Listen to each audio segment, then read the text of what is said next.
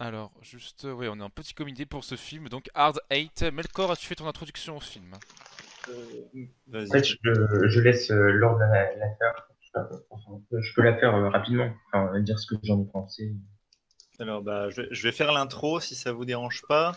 Comme ça, après, on fait un petit tour de ce qu'on en a pensé, ce qui va prendre sûrement un peu de temps puisqu'on a des choses à en dire visiblement. Et après, on enchaînera de manière assez floue, enfin automatique avec les critiques, sur des choses à dire sur le film. Et voilà. Du coup, le film d'aujourd'hui, enfin de ce soir, est Double Mise, ou Hard Date dans la langue de Shakespeare. Il est sorti en 96 et c'est le premier film d'un réalisateur dont on va peut-être pas mal parler ce soir, je sais pas, qui s'appelle Paul Thomas Anderson, qui est notamment à l'origine des fameux Phantom Thread, Magnolia, Punch Drunk Love et Boogie Nights, qui ont aussi eu un certain succès. Donc ce réalisateur a su faire sa place dans le milieu du cinéma. Euh, il ne faut pas le confondre avec Wes Anderson, qui est très connu aussi, notamment pour La Vie aquatique ou The Grand Budapest Hotel. On aura, je pense, l'occasion d'en reparler dans d'autres de 39.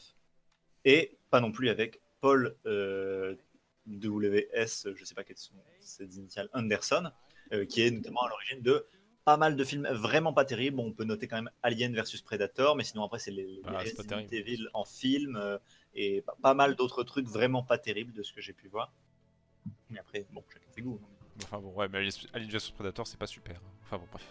Bon, bah donc voilà. Bah, moi, de ce que j'ai vu, faut pas non plus confondre avec Paul W.S. Anderson. Il y a beaucoup d'Anderson qui ont su faire leur nid dans le cinéma. D'accord, très Mais bien. il s'appelle Paul en plus. Et donc voilà, le film dont on parle ce soir, c'est Double Mise ou Hard Date. Les thématiques dont on va parler, c'est évidemment les thématiques dont Paul Anderson, Paul Thomas Anderson reparle souvent. Il y a la question du mentor et de la remise en question du mentor, et la question du passé. Le passé, par exemple, il y a cette citation dans Magnolia, pardon. Euh, on en a peut-être fini avec le passé, mais le passé n'en a jamais fini avec nous. L'idée que le passé nous rattrape est une thématique qui va revenir dans pas mal de films du réalisateur. C'est un réalisateur qui attache beaucoup d'importance à la relation entre les personnages. C'est souvent pas des personnages indépendants. Et Tom, Tom Cruise et ses parents dans Magnolia, pardon. Et voilà, donc, de manière générale, dans Hard Date, on va aussi parler de la relation entre les personnages. Comme je disais, ce réalisateur a tendance à toujours remettre la figure du mentor particulièrement en question dans Magnolia ou dans Boogie Nights. Dans Hard Date, la thématique du mentor est au cœur du film. Ah, Au-delà ok. du scénario, il y a cette relation qui est mise aussi dans la configuration des plans, mais ça on en parlera un peu après. Dans l'analyse de plans, je compte le faire plutôt au cœur des discussions. Et on peut noter en gros trois grandes phases. Au début, le mentor s'installe et on découvre le rôle du mentor. Ensuite, il y a un moment de mise à niveau entre le mentor et son fils, en quelque sorte, son fils adoptif. Oh là là, Et oui. ensuite, un nouveau mentor va arriver, ou du moins va détrôner, va chambouler l'ordre établi. Et ce vieux mentor va, enfin, voilà, va avoir son statut détruit par diverses façons de réaliser, enfin, par le scénario, mais aussi par les plans, on en parlera. Euh, voilà en gros ce que j'ai à présenter du film. Maintenant, je vais faire le tour habituel, c'est qu'en avez-vous pensé? En bref, est-ce que vous avez aimé, pas aimé, quelques petites remarques, et après on repassera et on aura tout le temps de développer le reste. De la courte, je te laisse démarrer. Alors, moi, en ce qui me concerne, j'ai pas trop aimé. Après, pour rien cacher, j'étais pas. Oui, je question de rien. J'étais pas super bien concentré sur le film et j'avais pas compris à un moment, et c'était une question que je voulais poser. Il arrive à gagner tout le temps au casino, en fait, le gars, aux machines à sous? C'était ça la technique, en fait, miser juste un peu pour gagner, puis ensuite revenir pour remiser, etc. Ça, j'avais pas compris la technique qu'il avait employée pour gagner tout le temps au casino. Non, En pas du fait, tout. On en, il, enfin, vas-y. Si tu veux en en fait, parler. il gagnait pas spécialement d'argent, c'est juste qu'il faisait croire avec cette technique-là qu'il en a dépensé plein. Du coup, le casino Ouais, le considérait comme un VIP et l'hébergeait et le nourrissait. d'accord, ok. En fait, les casinos, ils ont tendance à donner des cadeaux, etc. à leurs meilleurs clients, à leurs plus dépensiers, en fait. Donc, D'accord. ils utilisent ce principe-là. Ok, donc il faisait semblant de dépenser beaucoup, mais au final il ne gagnait pas beaucoup, quoi. Bah, même C'est ça. il perdait Il en avait, fait. pas besoin- il avait juste besoin, comme aux machines à sous, d'être à peu près stable, sans trop dépenser. Il lui dit bien joue lentement, au sens d'être là, de passer le temps, mais de pas non plus ne rien faire dans le casino. Et à force de retirer des jetons et de les ranger, il y a beaucoup d'argent qui circule et on a l'impression que voilà, D'accord, ok. Bon, ça crée des mouvements et on le voit tout le temps en train de retirer de l'argent, etc. c'est ça. Ok. Alors un truc que j'avais pas trop aimé, c'est bon, encore une fois, bon, j'ai l'impression que c'est le propre de beaucoup de films, et ça me désole un peu. Il y a des raccourcis un peu faciles, j'ai l'impression, qui ont été faits, notamment le passage où le gars il commence à demander une rançon pour parce que le mec lui a pas donné 300 $. Je me suis dit mais c'est pas du tout dans l'archétype du personnage, tout ça. Enfin, j'ai l'impression que enfin il y avait des trucs qui faisaient que l'histoire avançait sous des prétextes qui étaient totalement fallacieux. Et ça, j'avais pas aimé. Après, ça m'a fait rire, mais je sais pas si je devais rire à ces moments-là. Un autre moment qui justement m'a fait rire, c'était quand le mec lui demandait je veux 10 000 $. Là, quand le Black là lui demandait ça, je me demandais d'ailleurs d'où est-ce qu'il sortait et pourquoi est-ce que d'un coup il s'énervait. Enfin bon, bref, des passages qui étaient un peu poussifs. Grosso modo, j'avais bien aimé parce que ça se laisse voir, mais pas bien convaincu quoi. Voilà. Ok, je vais laisser Lulu enchaîner plutôt. Tu as ton micro, Lulu? Oui, vous m'entendez? Nickel, ouais. Non. Alors, le film m'a vraiment pas bluffé. Du point de vue de la narration, du point de vue cinématographique, même du point de vue de la réflexion, franchement, bof. Enfin, je veux dire, j'ai pas passé un mauvais moment, c'est divertissant. Voilà. Mais au-delà, je vois pas réellement de points positifs à ce film. Ouais, surtout dans le scénario, en fait, j'ai pas vraiment du tout accroché. Ça partait dans tous les sens. Au début, Ça on pouvait partait de voir tous les le côté, ok, le mentor qui prend sous son aile quelqu'un plus ou moins à la rue, etc. Puis au final, ça finit sur, en fait, non, 2 ans plus Plot tard, il est twist. déjà riche comme Crésus, machin. Ici, on a un passage qui est complètement éludé. Au final, après, qu'est-ce qui se passe? Bah voilà, on les voit qui prennent un otage, pourquoi? Et puis tout d'un coup, ils s'en vont, ils s'enfuient je sais plus, Au Fuji Niagara, et d'ailleurs le mec qui disait non mais je veux pas aller au Fuji Niagara, mais pourquoi? Parce que j'y suis déjà allé. Non mais putain, mais il est, je sais pas pourquoi il était aussi con quoi le mec. Oh, bref, ça m'a énervé. Voilà. Puis après, en fait, non, il a tué son père, etc. Enfin bref, vraiment très très confus. Voilà, peut-être que j'ai des trucs qui vont m'arriver en tête après, mais pour l'instant, voilà. Pas de soucis. Antigone, si tu veux prendre la parole, si tu as vu le film. Tu as écrit. Je ne l'ai pas vu. Pas vu. Ah bah. Pas de soucis. Milady, si tu veux t'exprimer. Ouais, du coup, rien de spécialement nouveau par rapport à ce qui a déjà été dit. Ouais, un scénario, j'ai trouvé avec beaucoup de cuts. Enfin, comment dire? Ça passait vraiment d'une scène à une autre, et des fois, forcément, ça te rendait la compréhension du film un peu compliquée. J'ai l'impression, notamment sur est-ce qu'il gagne au casino, etc. Ou enfin, à un moment, c'est pas le saut dans le temps. Enfin, voilà. J'ai l'impression qu'il y avait pas mal de clichés au niveau des personnages. Je sais pas si c'était fait exprès ou pas, mais voilà, la petite serveuse. Oui, la serveuse là.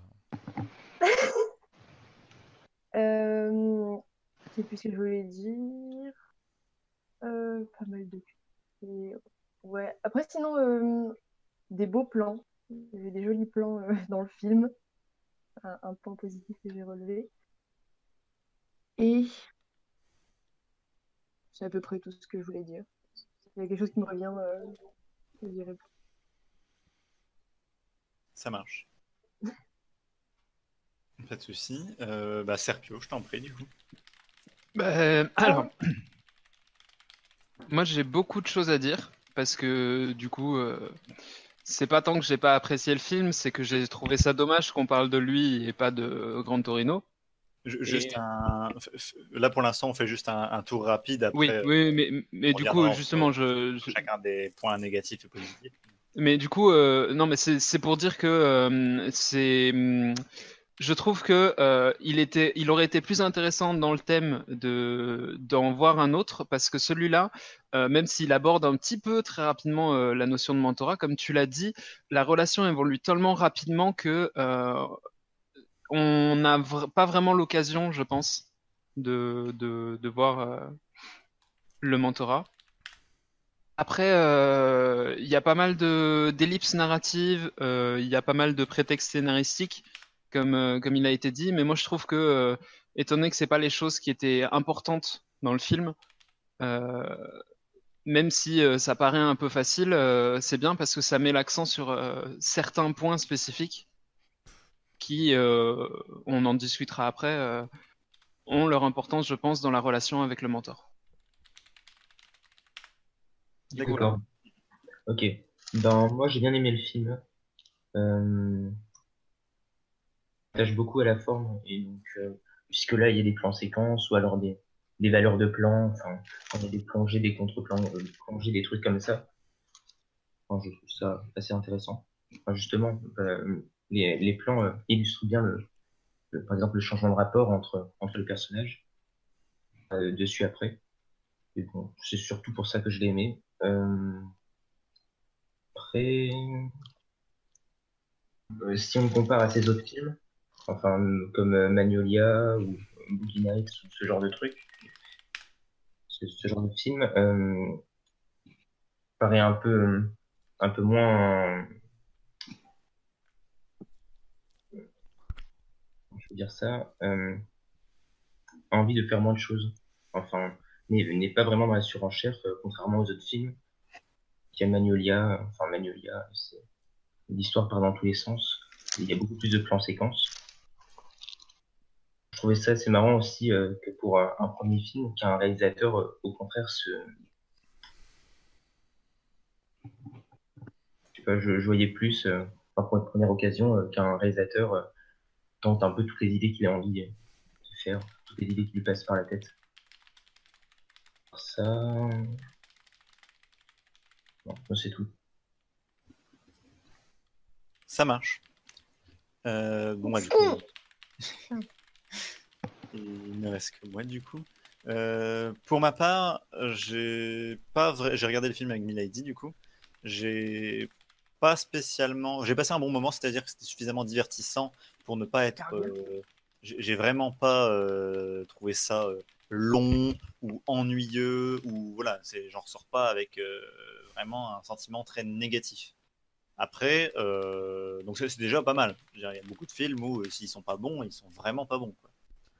Et après, je suis assez mitigé, mais ce que je sens en potentiel dans ce film, c'est que c'est le premier film d'un réalisateur qui après a su trouver sa place. Et je n'ai vu aucun autre de ses films. Et Ah, du même pas coup, Alien vs Predator? non, D'accord. Ok. non mais ouais, c'est pas le bon. Ah, pardon. Voilà, non, comme je disais, faut pas le confondre avec un autre Anderson. Ah. La course, j'ai rien compris. Ah ouais, bah écoute, excuse-moi, je sortais de la douche, hein. Pas de souci. Non mais voilà, lui ses autres Merci films, des ça va être détails. par exemple Magnolia, Punch Drunk Love, Boogie Nights, Phantom Thread et on a, enfin lui a rajouté The Master et There Will Be Blood. Je n'ai vu aucun de ces films et du coup, je sens que d'habitude les premiers films de réalisateurs ne sont jamais très ouf, mais pour en avoir vu pas mal. Mais et à chaque fois, ça dit quelque chose. Quand tu t'accroches vraiment, quand tu te passionnes pour un réalisateur en particulier, tu aimes son premier film qui est rempli de défauts parce que ça dit quelque chose de ce qu'il avait envie de faire, des thèmes qu'il veut explorer, des risques qu'il prend. Voilà, là du coup, je manque ces informations-là parce que je ne connais pas le réalisateur plus que ça. Donc du coup, je serais très curieux pour ceux qui ont vu d'autres films de ce réalisateur qu'on en parle après et que sans spoil, on voit les liens entre les différents films, etc. Là, les trucs que j'ai dit entre les différents films, c'est grâce aux notes que Melkor avait prises, même si je le remplace pour l'introduction cette fois-ci. Et donc voilà, pour ma part, j'ai passé un bon moment. J'ai beaucoup de critiques à faire et de points quand même à souligner. Et surtout des thèmes un peu la thématique du mentor à explorer et des thèmes en général liés au jeu d'argent et de hasard et à la thématique du mentor qui sont légers dans Hard Day, mais dont on peut parler de manière plus générale, peut-être vers la fin quand on dérivera. Ouais. Voilà pour ma part. Est-ce que j'enchaînerai pas du coup sur est-ce qu'on parlerait pas d'abord de la thématique du mentor, par exemple? Est-ce que ça vous va si on parle du rôle du mentor et de la remise en question du mentor dans le thème, dans le film? Bah après, je trouve qu'il jouait assez bien quand même, hein, le gars qui jouait le mentor. Je sais pas, enfin peut-être que pour certains c'était peut-être un peu exagéré, mais moi je trouve que, comment dire, c'était peut-être l'un des points forts du film, le jeu de l'acteur. Enfin moi je trouvais, hein. Bon, Qui rejoue dans Boogie Nights et dans Magnolia, donc sans doute. qui a suivi Paul Thomas Anderson. Je trouve que l'acteur joue bien l'individu qu'il est censé représenter. En revanche, comment dire, je suis pas sûr de pouvoir dire que il joue bien un mentor. Là, il joue bien un père adoptif qui a des scrupules et qui veut pas avoir une personne à laquelle il tient dans la rue, quoi. Au niveau du jeu d'acteur vis-à-vis du mentor, je pense que c'est plus complexe que juste un individu un peu laconique qui donne des petits tips en faisant, enfin comment dire, en ayant un recul sur l'ensemble des situations et en étant connaisseur de ce qui se passe, quoi.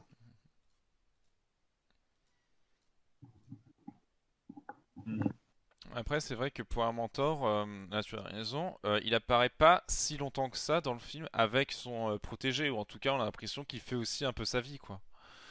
Du coup, je sais pas, c'était peut-être pas le meilleur film qui soit, je suis d'accord avec Serpio pour parler de la figure du mentor, même si évidemment on peut en parler, mais... C'est plus un homme en quête de rédemption vis-à-vis de lui-même qu'un véritable mentor. Ouais. Après, ce qu'on peut faire du coup, et ça, je ne l'ai compris qu'à partir du moment où Lord a dit que l'objectif enfin, un des sujets qui revenait souvent de ce réalisateur, c'était le fait de remettre en question le mentor. Ce film-là présente énormément cette remise en question. Et de ce point de vue-là, on peut voir tout ce que je voyais jusqu'alors comme le fait que le mentor avait été mal présenté, je peux le percevoir maintenant comme une tentative de remettre en question le concept de mentor et les trucs de ce genre. Du coup, Alors, moi personnellement, désolé, tu voulais continuer peut-être non, c'est bon, vas-y. de répondre. Du coup, moi effectivement, sur cette histoire de figure du mentor et sur la façon dont c'est fait, effectivement, les principales maladresses de ce film, qui sont très sûrement dues au fait que ce soit son premier long métrage, c'est le fait que c'est très coupé. On s'intéresse à certains plans pour faire du sens, et nous laisser le plaisir. Enfin, c'est une facilité aussi de pas nous représenter toute l'histoire, de nous dire tiens, je vous montre ces scènes-là et faites le lien. Ça évite évidemment de devoir tout tourner. On prend moins de risques de foirer certaines scènes un peu moins passionnantes. On s'intéresse à des scènes bien précises. Et ça permet de centrer sur le sens et l'évolution du mentor. Mais du coup, des fois, ça va un peu vite. Je suis d'accord. Après, sur la question de la figure du mentor, voilà, il y a vraiment ces trois temps. Pour les lier à des scènes bien précises, on a la première scène du film qui instaure un rapport de hiérarchie évident dans ses plans. Si quelqu'un peut mettre un screen, avec John qui est assis par terre et Sidney qui arrive et qui lui parle alors qu'il est debout. Donc, la dominance est évidente, quoi. Elle transparaît dans le plan. Voilà, merci beaucoup, Melkor. Là, si c'est pas un rapport de dominance, je sais pas ce que c'est. Ce que j'aime beaucoup aussi dans ce plan-là, c'est qu'on voit pas totalement Sidney et que ça renvoie un peu à l'idée qu'un mentor, c'est plus une figure une figure philosophique que vraiment un individu. Ouais, totalement. Après, donc du coup, il va le faire se relever et ils vont aller boire un café ensemble, face à face, où il va lui raconter son histoire face caméra. Donc vraiment, on est on est centré sur ce qu'il lui propose, tout ça, avec quelques regards. Ouais, voilà, merci beaucoup Melka. Et on remarquera qu'il y aura une scène similaire en termes de plan, face à face comme ça, avec la première scène entre Sydney, du coup le mentor, et Clémentine, du coup la serveuse, où ils seront face à face avec Clémentine assise sur le lit et lui debout. Pareil, c'est un peu plus loin dans le film, j'ai pas le timing, mais Melkor là, parfait. Voilà, donc on aura exactement le même type de plan. Je sais pas si des gens ont des interprétations à faire. Ensuite, à la fin du plan séquence, c'est clair que ça claque un plan séquence assez bien exécuté, mais il suffit pas de foutre que des plans séquences pour ça. Bah, Ah oui, oui. voilà. Enfin bon, après, non, ce film alterne entre les plans séquences et les plans très coupés. Hein. Voilà, non, c'est. Mais oui, d'un point de vue. Merci Melkor d'avoir préparé tous les screens, super. Et du coup, oui, Lulu, pour juste répondre maintenant aux commentaires, d'un point de vue de la réalisation, j'ai trouvé ça, voilà, on sent que derrière, il y a des petits messages, c'est pas non plus filmé champ contre champ comme ça, hop, allez, je vous montre des personnages qui parlent. Non, on sent que derrière, il y a des volontés de faire des plans séquences, des beaux plans, comme tu disais, Milady, derrière, c'est réfléchi, quoi. Et il y a quelques moments mémorables du point de vue des plans. Le principal que je regarde, enfin, celui que je regarderai principalement, c'est celui où il rentre dans la chambre après qu'on ait tant attendu pour voir ce qui se passe dans la chambre, qui regarde et qu'on voit son visage se décomposer et qu'il se passe rien en fait, enfin, qu'on ne nous montre pas ce qui se passe. Et là pour le coup, c'est vraiment un Depuis moment son qui balcon, ce riverain tente de... qui m'a bien passionné, bien parce que sans en faire trop, c'est-à-dire qu'il n'y avait pas tin sur le visage du mentor qui rentre. C'est juste il y a une pression, c'est mais bordel, montrez-nous l'intérieur de la chambre. Et non, et tu auras le droit au visage comme ça du personnage. Alors par contre après tes screens sont tout petits, Melkor. Eh oui, j'avoue que. Ouais, je les ai agrandis un peu. Ah oui, non, parce tu les as regardés sur un site en streaming, j'ai l'impression. C'est à quel moment du film? C'est quoi le timestamp d'accord. Merci. J'ai tout screené, j'ai copié-collé sur un fichier Word. Ah, Donc, D'accord, c'est pour ça qu'il Ah, précis. ok. 50-10, très bien.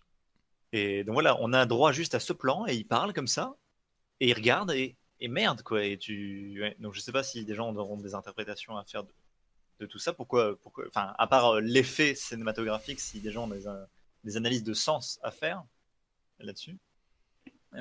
Ensuite, je vais lire le commentaire de Melkor qui analysait une scène biblique, enfin des petites références bibliques au sein du film, et que j'avais pas du tout tilté, mais qui me paraissent pas du tout farfelues, parce qu'effectivement c'est le cas dans beaucoup de films américains qui aiment faire des références bibliques de partout.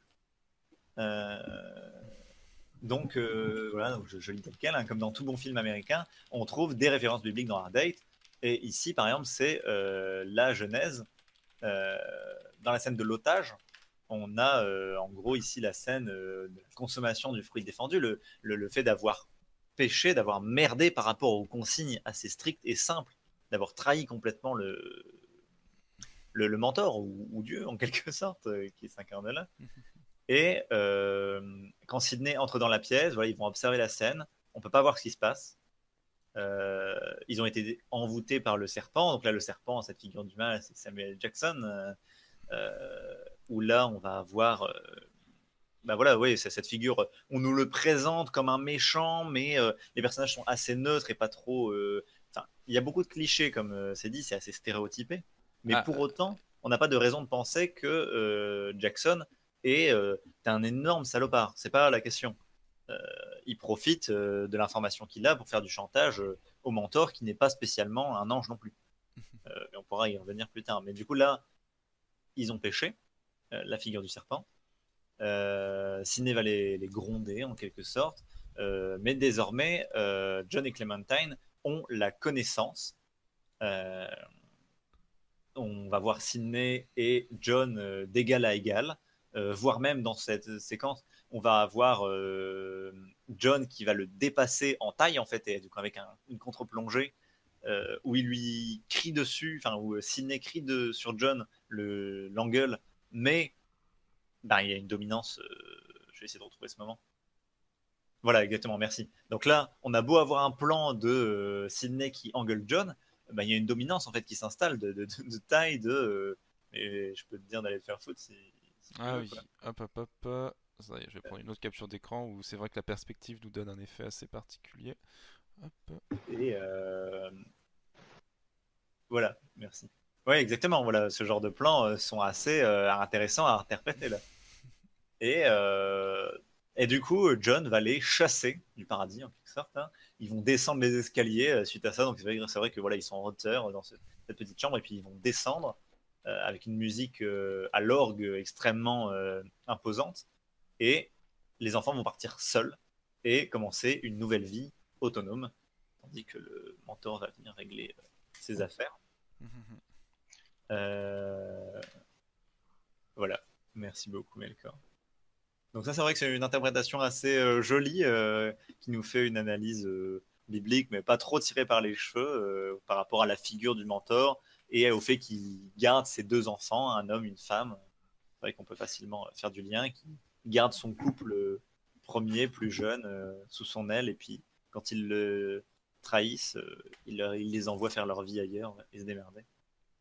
J'ai un petit souci avec cette interprétation personnellement, c'est que ça sous-entend qu'il y a un lien fort entre le père et le mentor.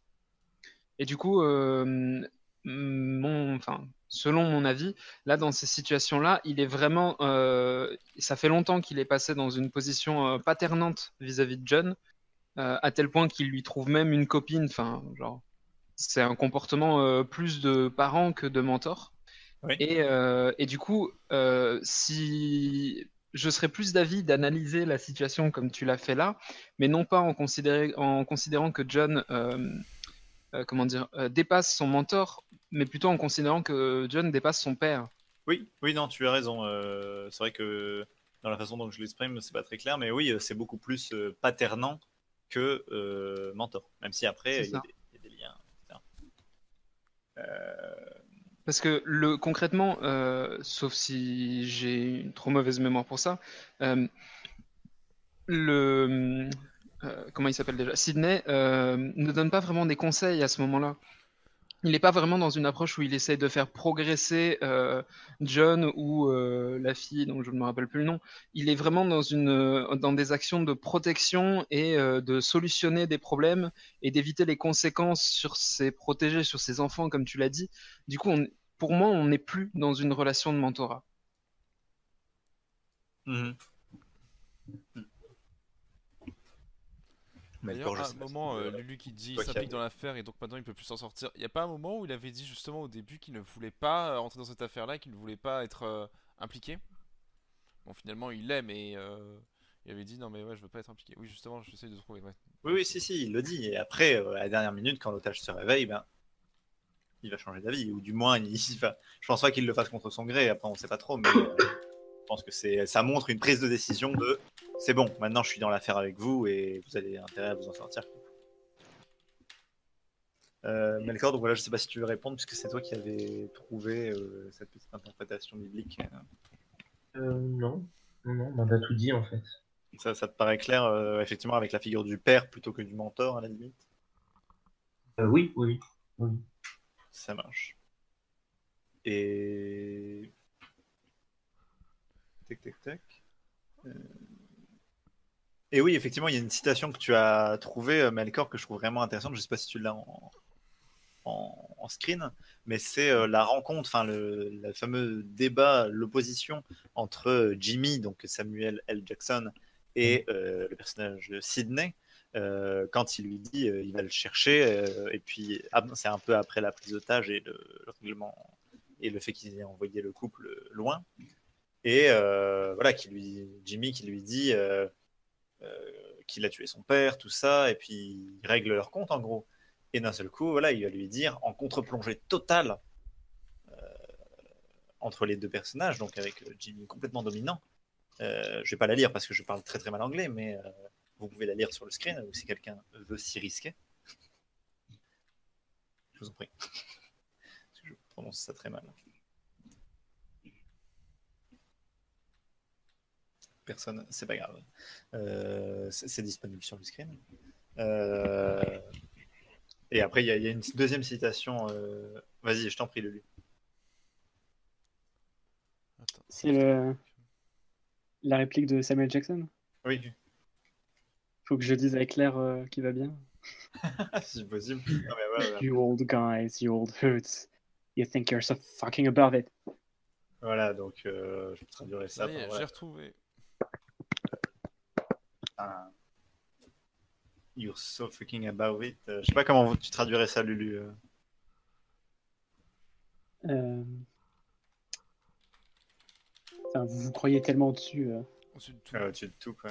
Ouais. Et après, voilà, il y a cette citation de tu te prends pour Monsieur Sagesse, quoi. Donc c'est ça, hein, la figure d'un mentor, c'est un mélange entre, on pourra en discuter après, mais entre la figure du sage, la figure du père, il y a quelque chose vraiment d'un mélange entre plusieurs figures qui existent déjà. Et voilà, il dit, tu te prends pour Monsieur Sagesse, mais t'es juste pas ça, quoi. Et, ouais. Donc intéressant. Et donc voilà, il y a quand même il y a vraiment pas mal de plans à tirer, de réflexions derrière les plans. On peut pas dire que c'est un film qui soit complètement creux non plus. Il faut pas se mentir. Oui, non, ne soyons pas non plus trop méchants. Et j'ai passé un bon moment. Mais surtout, moi, ce qui m'intrigue, ça serait de regarder les autres films de ce réalisateur, peut-être même dans l'ordre chronologique, c'est peut-être ce que je vais faire dans les prochains mois. Pour voir si ça vaut le coup. Est-ce qu'il y a cette réflexion qui est poursuivie, voilà, dans quelle mesure, etc. Enfin, je pense que faudrait que je fasse ça. Je vais regarder combien il y a de films et qu'est-ce que ça donne comme ordre. Et peut-être que je me ferai un petit marathon un soir. Contre, un truc que je comprends pas trop. Enfin, la thématique du casino, elle était là au début, elle était cohérente, mais par contre, le coup du mentor qui commence à jouer au casino et qui essaye de faire un hard 8 et n'y arrive pas. J'avoue, j'ai pas compris quel était l'intérêt dans le film. Enfin, pourquoi montrer ça? J'ai une hypothèse là-dessus. C'était justement pour montrer que c'est pas un mentor. Ah. Parce que toutes les fois où tu le vois jouer et donc faire une activité où il s'est placé en tant que menteur par rapport à John, il réussit pas. Et parfois même il se fait humilier. Hyper ok, no. Bien vu, Ouais. Serpio, merci. Ouais. D'accord. Ouais, effectivement.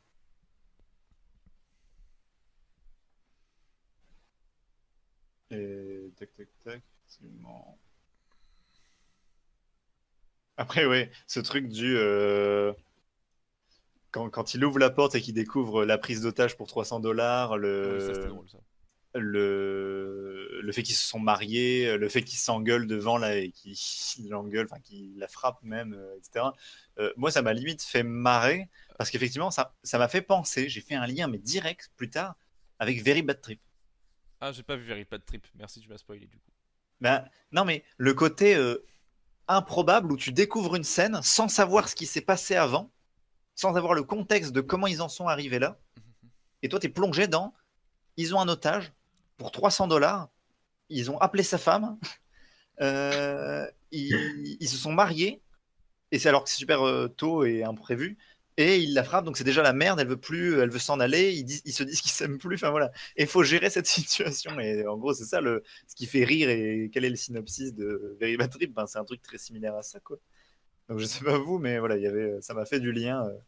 Peut-être parce que ça a été enfin, ça m'a peut-être fait marrer parce que ça a été repris en comédie par la suite et que voilà, c'est présenté limite sous forme comique alors que un film, je sais pas si ça a pour but de l'être.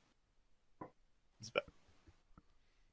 Et voilà. Je regarde un peu dans le film si des moments qui me reparlent. Si quelqu'un veut dire quelque chose pendant ce temps-là.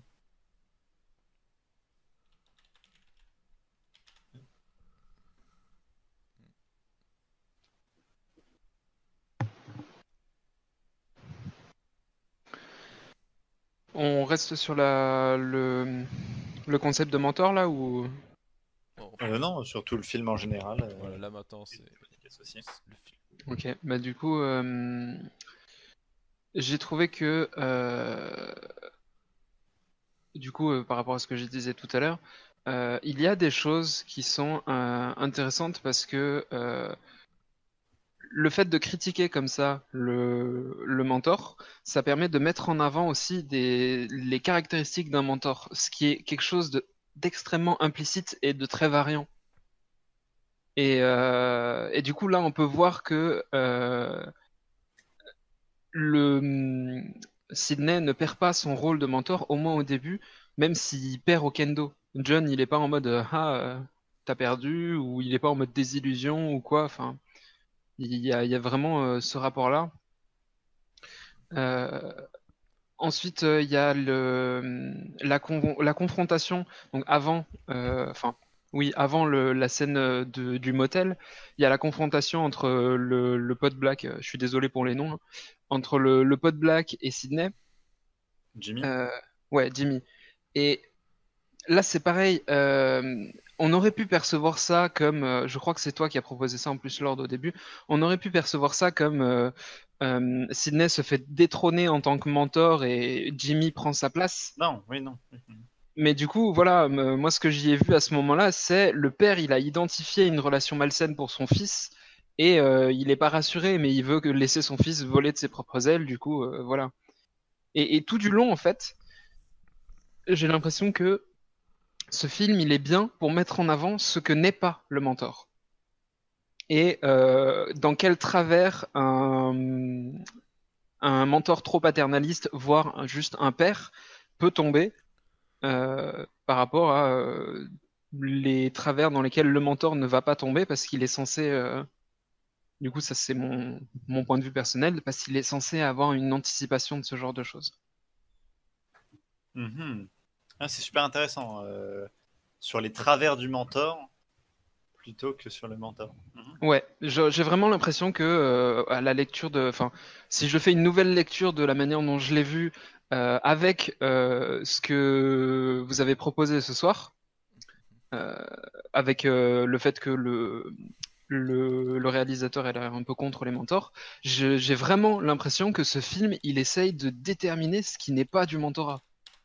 Et que c'est limite son objet, son principe, son objectif, Après, quoi. quand même, pour nuancer ce que tu dis, Serpio, quand le gars il va jouer au casino et qu'il va perdre, le... son fils spirituel ne le voit jamais perdre en fait. Hein. Donc Oui, il y a quand même bah ça si, quoi. il perd au kendo. Il perd au kendo, mais est-ce que le fils il le voit perdre au Oui, kendo? oui, oui, ils sont à la même table et le Sidney dit même, je vais en reprendre un autre. Oui. Et Jimmy lui dit, ah, joueur compulsif, vous avez ça dans le sang. Ah oui, c'est vrai, oui, j'avais oublié ça, bien vu. Genre, c'est même pire, il se fait enfoncer. Et un jeu voilà, où au début on se moque de lui pour jouer à ce jeu-là. Quoi. Ouais, vous êtes Et... devenu vieux, machin, je sais plus trop quoi. Mais très très intéressant cette nouvelle lecture, Sergio, parce qu'effectivement, quels sont les travers dans lesquels peut tomber un mentor? Déjà, démarrer à cette figure, à incarner cette figure de mentor par regret, par comment on dit, excusez-moi, Expiation de ses péchés. ouais, je cherche un adjectif, le fait de se sentir redevable. Ah, ouais. Ah, Ah, mince, ouais, je l'avais avant aussi. tu l'as dit tout à l'heure, Sergio, mais euh, Par repentance. voilà, merci. Par repenti. Euh, Est-ce que, enfin, donc déjà première faute, se dire tiens, je vais incarner cette figure parce que j'ai besoin de repenti, quoi. Et ensuite, le fait de ne pas être une figure exemplaire, mais plus que ça, d'être en final un mauvais exemple à suivre et de vouloir ne présenter qu'une certaine façade de soi comme étant la figure à incarner. Voilà, et après, je pense qu'on pourrait encore détailler, ça serait intéressant de. Ouais. C'est une très bonne. Enfin, je pense que c'est une lecture qui apporte beaucoup plus de choses à dire sur le film. C'est intéressant. Je ne sais pas si vous voyez voilà, dans quel travers peut tomber un mentor. Bah, effectivement, le fait d'être trop paternaliste, de trop dicter. C'est le premier et le plus gros des travers, je pense. Mhm. Et ouais, voilà, après. Non, non, voilà, après il y aurait J'ai pas mal envie de de choses à dire, dire. Lord, est-ce qu'il a vraiment échoué? Parce que finalement, le mec, bon, même s'il a dû fuir Vegas, il va au chute du Niagara avec sa nouvelle copine et il saura Euh, jamais la vérité, comme quoi son mentor était en fait celui qui a tué son père. Est-ce que c'est une si mauvaise chose que ça? il échoue dans les sujets et les disciplines dans lesquels il est censé avoir mentoré John. Ça, sur ces points-là, oui. Oui, c'est vrai. Et finalement, les seuls points sur lesquels il réussit, c'est à faire en sorte que John ait une vie confortable, intéressante. Enfin, finalement, il réussit dans des domaines parentaux, pas dans des domaines C'est vrai. disciplinaires, en fait. Mm. Oui, et Ça, puis par la ça reste. crapulerie, quoi. Il tue un gars Ouais. qui savait des choses sur ses crasses du passé. Enfin voilà, bref. C'est- Après, moi, ce qui m'intéresse, c'est quand Jimmy lui dit que il sait qu'il a tué une personne, il y a Sidney qui répond oui, mais j'avais pas le choix, ou un truc du genre. Je me demande à quel point c'est une répétition des situations.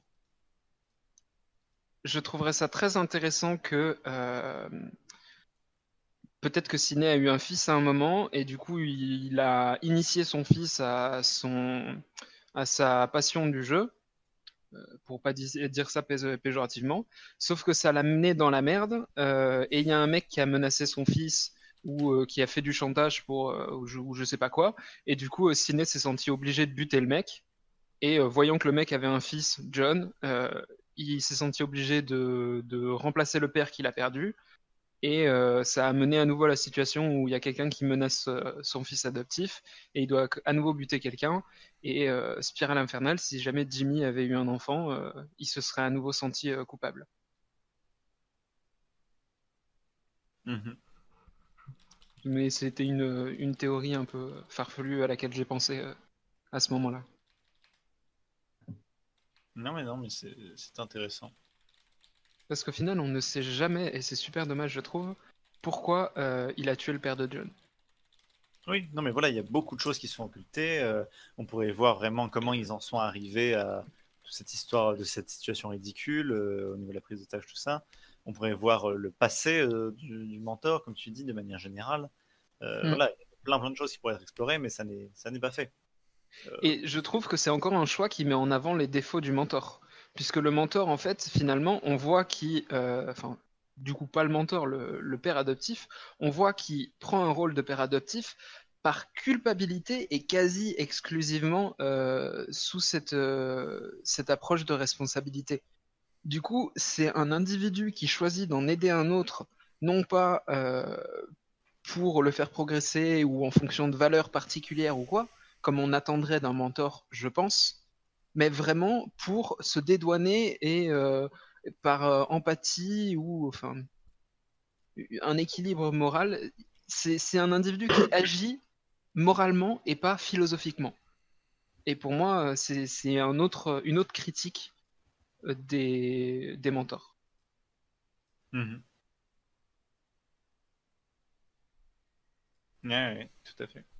Enfin, je trouve ça intéressant. Et après, tu avais une remarque à rajouter, Sergio, sur du coup le choix du film. Enfin, sur, tu voulais étendre et proposer Oui, d'autres films qui répondaient aussi à la thématique. Il faut c'est savoir que du exactement. coup, Ouais. je vais relire un petit peu ce qu'on s'était dit avec Melkor, mais je vais essayer de chercher. Oui, en fait, le truc, c'est que bon, du coup, on discute entre nous des thématiques qu'on peut choisir avec Melkor et des films qu'on pourrait cacher derrière, hein, puisque c'est ça le but quand même, c'est de vous faire la petite surprise et de pas mettre Ouais. des films trop évidents. Et c'est vrai que du coup, la thématique du mentor avait été proposée pour Hard Date, et du coup, restait à choisir un deuxième film. Et comme ça permettra de faire le lien avec ce que tu dis, Serpio. Et, euh, et là, la question s'est posée, puisque je regarde dans les films que j'aime bien, auxquels j'ai mis 10, 9, 8, et je fais, tiens, il n'y a pas tant de films sur le mentor que ça, hein, ou du moins, Ouais. pas tant de films où le mentor est un rôle très présent. Et très souvent, extrêmement souvent, ça fusionne complètement avec la figure du père ou du professeur. Et c'est très difficile d'avoir un film qui parle du mentor en lui-même. Et du coup, on a choisi Grand Torino. Mais Et c'est du vrai coup, que et même ça, du coup, j'aimerais bien y revenir parce que je trouve que dans Grand Torino, c'est pas non plus du mentorat, à oui, mes yeux. mais du coup voilà, moi j'ai vu Gran Torino il y a longtemps, je m'en souviens plus très bien, et j'aimerais bien le revoir. Ça aurait été avec plaisir que j'aurais pu le revoir là. D'ailleurs, je ne sais plus pour quel film j'ai voté. J'ai voté pour Gran Torino. Et du coup, je le reverrai, mais du coup, pas de spoil, entre guillemets, même si je l'ai déjà vu, parce que j'ai complètement oublié les grandes parties de l'histoire. Mais je me souvenais, effectivement, on en avait discuté avec Melkor, et ça me revenait qu'effectivement, il y a quand même ce thème lié au jeune et à l'ancien. Oui, voilà, c'est soit la figure du paternel, soit la figure du professeur, soit la figure, parfois ça se superpose, hein, mais du jeune et de l'ancien, quoi. Mm. Et donc Grand Torino, c'était un plus classique, un truc. D'ailleurs, ça s'est joué à pas grand chose, mais c'était surprenant. Enfin, on a toujours eu des belles égalités et beaux dilemmes entre les deux films, belle compétition de vote. Et voilà, mais c'est vrai qu'après on en avait trouvé quelques autres, mais l'idée c'est qu'on doit les avoir vus avec Melkor et on doit les certifier comme à la fois étant des bons films et comme ayant un caractère étant à être décortiqué ou à, ou à discuter au-delà du film sur certaines thématiques. Donc vas-y, je t'en prie Melkor, je t'en prie Serpio, Bah, du tu coup, parles. je vous conseillerais fortement du coup de regarder le guerrier pacifique parce que si Hard Eight ça expose les défauts courants du mentorat, le guerrier pacifique ça expose un peu une idée de mentor idéal. Il y a vraiment, sans spoil, il y a vraiment ce travail qui est fait sur le rapport entre l'individu qui mentor et celui qui apprend et qui progresse. Et il y a vraiment tout un travail pour combattre je trouve, les clichés de paternalisme et comment dire, et de subjectivité des individus en fait. Mhm. Euh, Au-delà de ça, par rapport à Gran Torino, sans spoil du coup, je trouve que il était quand même un peu plus intéressant parce que du coup là on pouvait discuter de mentorat indirect. Je trouve que il n'est pas mentor dans le film, dans le sens où il n'a pas un désir volontaire de faire progresser la personne qu'il soutient. Mais de par la manière dont il est, philosophiquement et dans sa vie, il inspire. Et du coup, là, on touche déjà plus à une forme de mentorat, je trouve, parce qu'il voit que l'enfant s'intéresse à lui et il tolère cette inspiration. Mhm. Du coup, même si pour moi, on n'est toujours pas dans du mentorat en tant que tel, euh, je pense qu'il aurait été aussi très intéressant d'en discuter à ce moment-là. D'accord, Et ok. faire la comparaison à la fois entre Hard Eight et Gran Torino, c'est intéressant, parce qu'on a le direct, indirect, le volontaire, involontaire, les influences culturelles sur la manière de mentorer, qui sont, genre tout ça, ça peut être des points qu'on peut mettre en avant, et faire la comparaison entre Hard Eight et le guerrier pacifique, une fois que vous l'aurez vu, vous comprendrez, c'est sûr. Niveau conceptuel, je pense que le concept de mentor est parfaitement exploré quand on a vu ces deux films. Intéressant. D'accord. Ben voilà, donc du coup, c'est vrai que comme je disais à Sergio juste un petit peu avant, bon là on est qu'entre habitués, donc vous le savez, mais on peut aussi, on est là aussi pour se recommander des films qui ont à voir, qui sont bons. C'est-à-dire que les films qu'on propose à voir et dont on discute, on essaye toujours. Voilà, par exemple, on a déjà eu le cas avec Géontophilia, qui pour le coup avait déçu quasiment l'intégralité d'entre nous. Mais c'est pas pour autant qu'on n'a pas su en discuter. On a eu plein de choses à dire. Et on a discuté autour, etc. Et je pense que dans tous les cas, il vaut mieux film qui déçoit et dont on discute, je trouve, que film tellement fade qu'on n'en dit rien. Ça existe aussi des films vraiment bien fades. Oui, d'accord, voilà, on a pris plaisir Ouais, à bien on a casser le tout film. cassé. Pardon, excusez-moi. On a bien pris plaisir à tout casser et après on a parlé de gérontophilie, de plein de trucs comme ça, de normes sociales. Voilà, c'était cool. avec Maïzena. Et d'accord, bah, donc du coup je regarderai. Et voilà, on est là aussi pour se recommander des films, soit par le fait qu'on les voit et qu'on en discute, soit parce que ça a à voir, soit pas du tout. Mais voilà, peut recommander des films aux gens en général. Donc voilà, donc c'est fait avec Le Guerrier Pacifique et avec Le Garçon et la Bête. Je vais mettre le lien aussi. Oui, aussi. Du coup, ce qui est plus intéressant dans Le Garçon et la Bête, c'est de voir que les deux individus. J'explique un peu pourquoi est-ce que je trouve que ce film est intéressant. Parce que c'est un dessin animé, donc du coup, les choses sont beaucoup plus implicites. Mais justement, je trouve ça intéressant parce que on se rend compte que les deux individus arrivent à éviter les problèmes généraux du mentorat en ayant des comportements implicites propres à eux qui leur permettent justement de cet évitement. Du coup, ce film-là est bien à regarder pour voir, pour se rendre compte que il peut y avoir du mentorat, même quand il y a des incompatibilités, et c'est même quand il y a ces incompatibilités-là que le mentorat a tendance à être plus efficace. Et du puis coup, il y a aussi un renversement du position, à la fin, il y a aussi un renversement de la position mentor-mentoré. Mhm. Et du coup, qu'est-ce qui distingue pour toi et enfin pour toi Serpio et pour vous après, la figure du mentor et la figure du paternel ou du professeur ou de l'ancien? Parce que j'ai l'impression que ces figures se chevauchent un petit peu. Ouais. Bah, du coup, pour moi, le père, c'est les émotions. L'enseignant, comment dire, le L'instruction. pédagogue, c'est alors pas seulement l'instruction, mais en fait, il y a un contenu. Il y a un contenu explicite et il faut que le contenu il soit validé. D'accord, oui, très intéressant. L'ancien, c'est la sagesse. Du coup, c'est un rapport de sagesse et c'est du transmissif en fait. C'est horizontal. Et le mentorat, et c'est là où je suis un grand passionné de mentorat, je pense que vous aurez fini par le comprendre. Ouais, ouais. Le mentorat, c'est une proposition d'un individu à un autre. Ça veut dire qu'il n'y a pas de rapport transmissif, il n'y a pas de contenu à transmettre, il y a des contenus qui sont proposés. Il y a une sagesse, mais c'est une sagesse philosophique, c'est pas une sagesse d'expérience.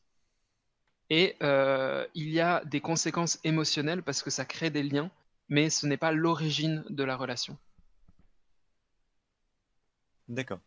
Du coup, pour moi, on peut très bien avoir un mentor de 15 ans, une mentor de 15 ans, alors que on est un vieux de 40 ans, il n'y a pas de problème. Tant que ça rentre dans ce côté-là de proposition, d'entraide et des réflexions. Mhm. Et Melkor dit maintenant que j'y pense, on aurait pu proposer Kill Bill. Bah, je pense qu'on en a parlé, Melkor, si je dis pas de bêtises. Bon, Tac, tac, tac. essayer de remonter dans la discussion, mais en fait, toute la discussion s'est faite à l'oral.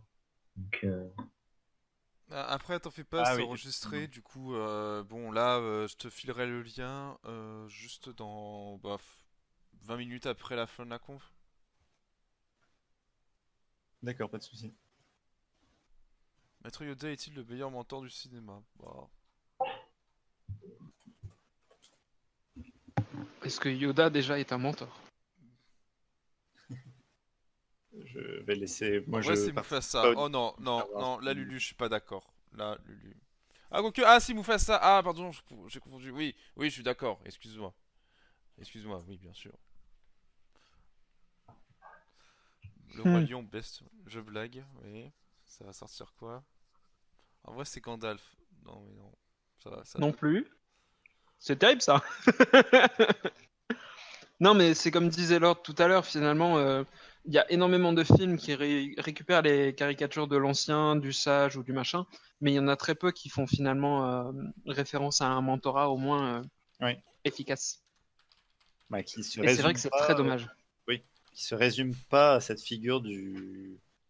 Parce que j'ai l'impression que voilà, le mentor transcende un peu, pour utiliser des gros mots, le sage, le prof et le père. Ouais, carrément. Alors qu'effectivement, ces figures-là sont des sortes de sous-figures de mentors, mais c'est pas des types de mentors.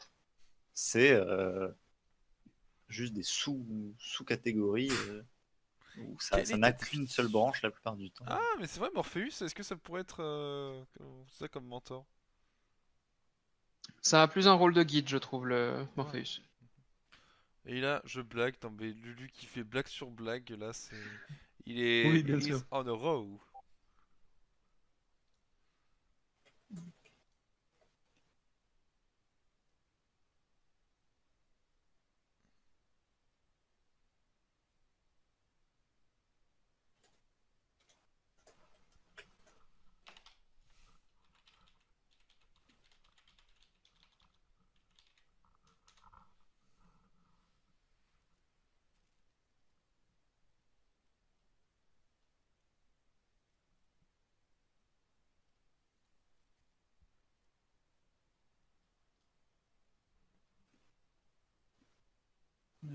Attendez. Si vous avez des choses à dire, je vous en prie.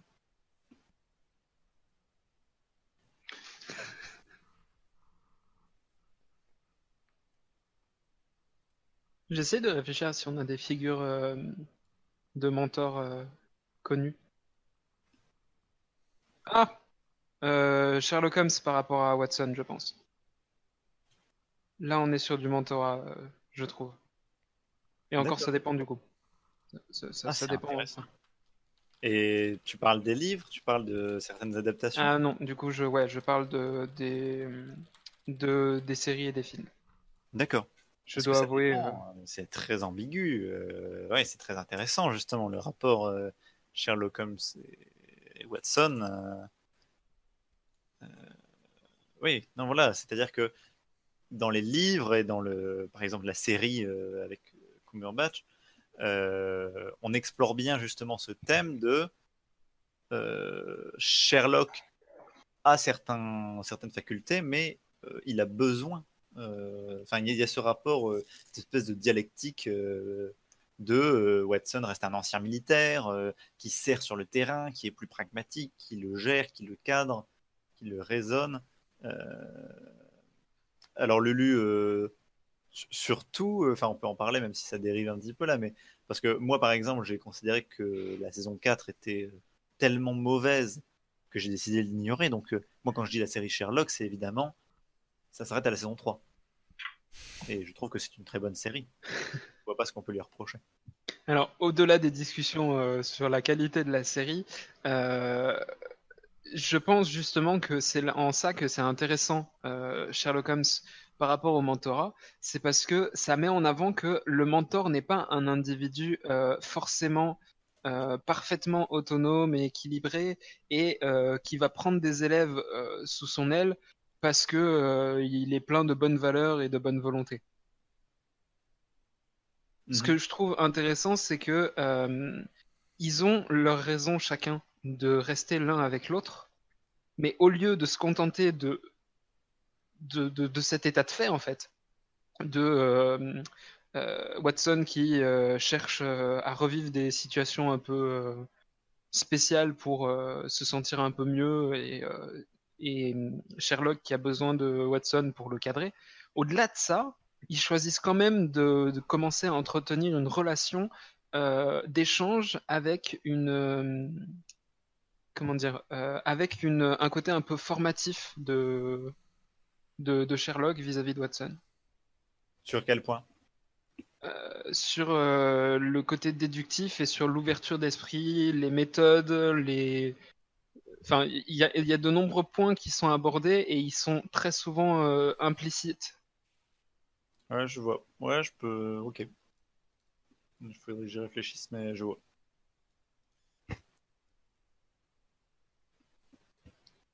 Mais bon, on pourra parler en détail de Sherlock une autre fois. C'est vrai. Euh, Du coup, évidemment, comme on l'a dit avec Melchior enfin, dans les séances précédentes, il pourra nous arriver de reproposer certaines thématiques qui n'ont pas été votées. Genre là, le plan séquence s'est joué à vraiment pas grand-chose, ça retombera sûrement. les films en un seul plan séquence, ou du moins qui font illusion d'un seul plan séquence. Il y a ça aussi, hein, où ça passe derrière une colonne et puis ça coupe, mais on s'en rend pas vraiment compte. Et donc ça pourra retomber, et éventuellement on se laisse la possibilité de reproposer des films qui n'ont pas été proposés. Par exemple, je sais pas, Gran Torino pourrait tomber dans une autre thématique, si voilà, c'est possible, sachant que ça s'est joué à pas grand chose non plus. Si vous faites une thématique philosophie de vie, vous pouvez mettre le guerrier pacifique. Clin d'œil, clin d'œil. On y pensera, mais voilà, après on essaie d'avoir vu les films avant, de plus proposer enfin, de plus proposer en se disant qu'il doit être bien, mais qu'aucun de nous deux l'a vu, parce que c'est un peu risqué. Comme ça, au moins, l'un de nous peut toujours prendre un peu la responsabilité de la correspondance à la thématique ou de ce genre de truc. Attendez, je regarde quelque chose.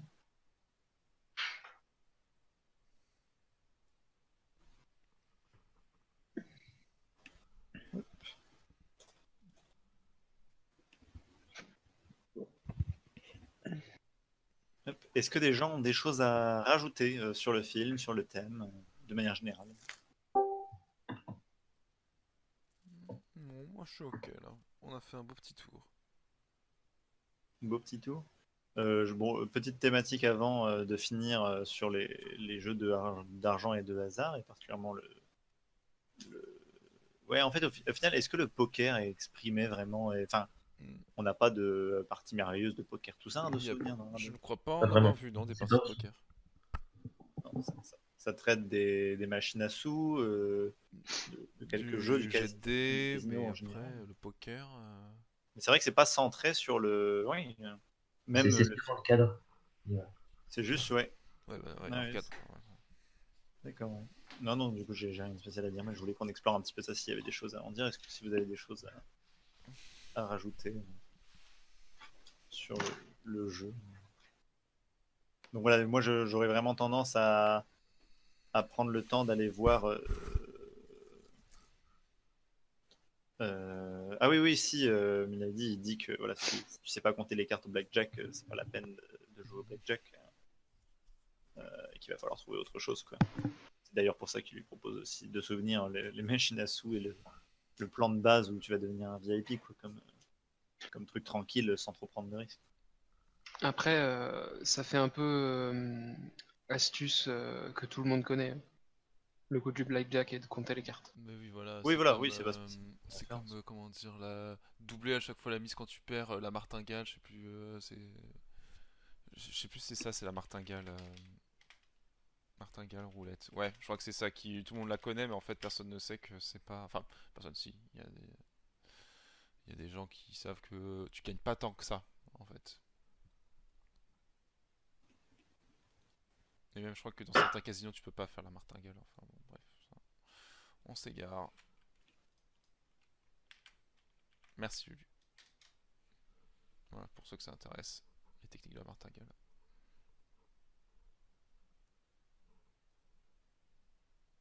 Ok. Euh, Du coup, ben, je vous propose, si plus personne n'a rien à rajouter, de passer à l'annonce des 2 thèmes à venir. Habitude du casino, est-ce que je vois Comment Ah non, non, c'est juste lui qui me demande, disait de la cour habitué des casinos. C'est que je sais pas que je suis habitué, c'est que je suis déjà rentré dans un casino, mais j'ai jamais joué à un casino. Et j'ai vu Casino Royale, bon, et ça m'intéressait un peu parce que j'avais des jeux vidéo qui avaient pour thématique le casino. Et avant Lord, bien avant tout ça, je jouais à PokerStar pendant 2-3 ans quand même, hein. Donc ouais, ça va. Donc vas-y Lord, excuse-moi, je t'ai coupé la parole. Pas de souci. Non, mais c'était pour faire un petit suspense d'annonce des 2 thématiques précédentes. Ah, et avant, je vais aussi couper l'enregistrement. Merci tout le monde.